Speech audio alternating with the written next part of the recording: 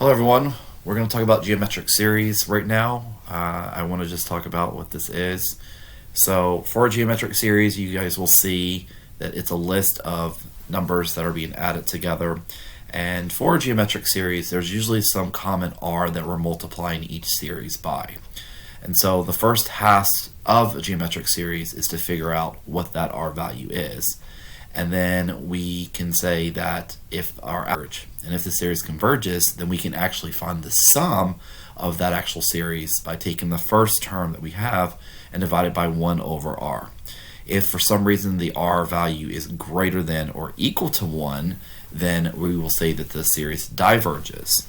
And we talked about why series that have less than 1 converges when we talked about sequences. So let's actually go into these examples, these 4 examples that I have right here, and talk about them for a second. So for example number 1, it says we have 4 thirds plus 4 ninths plus 4 over 27 plus 4 over 81. So clearly we have to figure out what are we multiplying each of these terms by, what common factor, and hopefully we can see that that r is going to be multiplied by 1/3. So 4 thirds times 1/3 is 4 ninths, 4 ninths times 1/3 is 4 27ths, and 4 27ths times 1/3 is 4 over 81. So we see that as we're going through each term, we're multiplying by our term r. And so when we look at this, we're multiplying everything by r.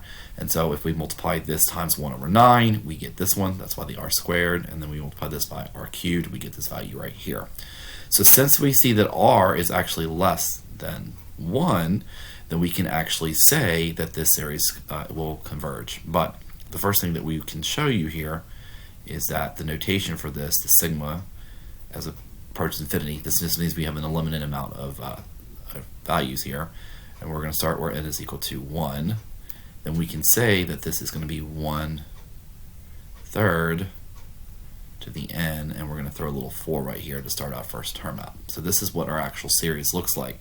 And again, this is really important to know that this is the r that's right here, and so this is going to converge. And we can talk about now what our actual sum for this will be. Well, the sum for this particular term is going to be equal to a, which is our first term, which is 4 over 3. And we're going to divide that by 1 minus our r term, and our term here is going to be 1/3. So we're left with 4 thirds all over 2 thirds. And so the sum of this series is actually going to be equal to 2. So that's a very straightforward example for what a geometric series is. So we know that the series converges, and we found the sum. And so if we look at example number 2, then we can do the same thing before. We got to figure out, okay, what are we multiplying by as we move along? In order to get from 1 to -1/3, we have to multiply by -1/3. And I think that's pretty obvious. And then -1/3 times -1/3 is 1/9, and so on and so on and so on. So since our r value, the absolute value of our r value is actually less than 1, then we can also say that this function, this series, also converges. And so we can find that the sum of this one is going to end up being the first term over 1 minus our -1/3. And so this will be 1 over 4 thirds. So our sum of the series is going to end up being 3 over 4. And we can write out our sigma notation for this as well. For the infinity as n approaches 1 of -1/3 to the n power. Okay? So that's 2 examples of our series for our geometric. And if we look down here at example number 3, we are multiplying now 4 thirds times 4 thirds to get our next term. So 4 thirds times 4 thirds gives you 16 over 9, etc., etc. 4 times 16 is 64, 9 times 3 is 27, etc., etc. And so if we do the sigma notation for this, we get the infinity, we get that n is equal to 1, and we get 4 thirds to the nth power. Well, since our r in this case is greater than or equal to 1, then we know that this series has to diverge. Therefore, we have no sum for this, and we can actually move on from that. Okay, and so the last example that we have here is actually going to be a decimal answer for 0.5151551. So this may be hard to see what the first term is. So what I tell students is we're repeating 5-1 over and over and over and over again. So then what we can see here is that if we were to have the fraction equivalent to 0.51, it's 51 over 100, so that's actually our first term. If we actually were to find the decimal answer for that, we would actually get 0.51. And so then what we're going to add to this is we're going to go ahead and do 51 again. Now I want the first 4 terms, so that would be 51 over 10,000.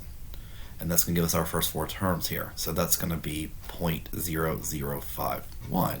And if you add those up, you're going to actually get 0.5151. And so you can see that as we're doing this, we're going to multiply this term here by this term here by 1 over 100.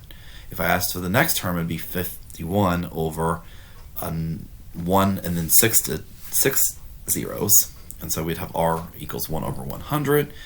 And so we would have that, since this is obviously less than or equal to 1, we know that the sequence will converge. And we can look for the sum for this, and the sum is going to be equal to the first term, which is 51 over 100, minus 1 over our r. And so we're going to get 51 over 100 all over 99 over 100. So our sum is actually going to be equal to 51 over 99. And I'll just say really quickly that if we were to repeat any set of 2-digit numbers over and over again, the answer will always be those 2 numbers over 99. So if this example we have chosen had been 0.393939 dot dot dot, the sum of this series would be 39 over 99. Okay, so I think that's geometric series for a while. Hopefully that makes sense to you guys. So when you're looking at a series and you're seeing, okay, what's the common number that's being multiplied by each subsequential term, take the absolute value. If it's less than 1, it's going to converge. And if it's greater than 1 or equal to 1, then it's going to diverge. So I hope that's helpful, and I'll see you guys next time.